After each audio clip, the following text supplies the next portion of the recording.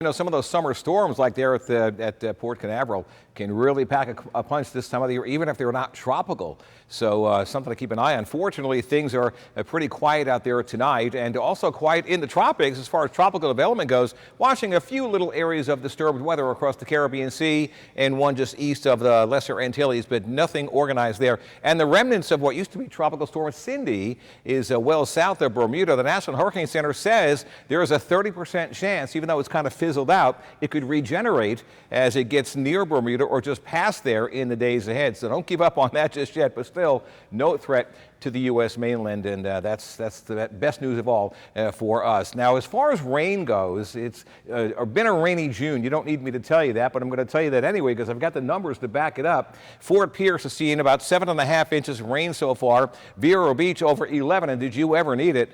And here in West Palm Beach, about 11.34, and now it's not as unusual as you might think because statistically June is our second wettest month.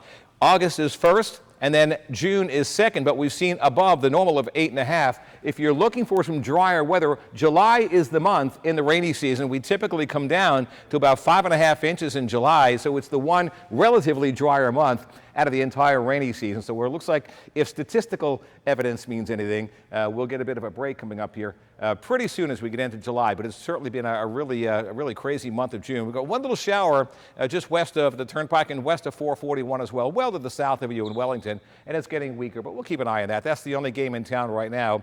Vipercast model at 9 o'clock tonight. We're dry. Tomorrow's forecast indicates a lot of like what we saw today, mostly dry weather, a few hit and miss showers and storms around, but not much. This is the future radar as we head toward 11 o'clock in the morning, as we head toward about 3 in the afternoon or so. One little pop-up shower to the west of West Palm Beach, and then we'll see a couple of others maybe popping up around parts of Martin County as well by 7 o'clock. But, you know, really not a whole lot. We've got a bit of a northerly flow that's developed in the upper atmosphere. It's still going to be hot, but we're going to see drier air building, and that kind of puts a blanket on those storm chances. Becoming clear and muggy overnight, temperatures down to 77 degrees. Again, not much rain out there tomorrow, only a 30% chance, even smaller chance on Wednesday. We bump it up a little bit on Thursday, then we drop it down again Friday and Saturday, but it is going to be hot well into the 90s.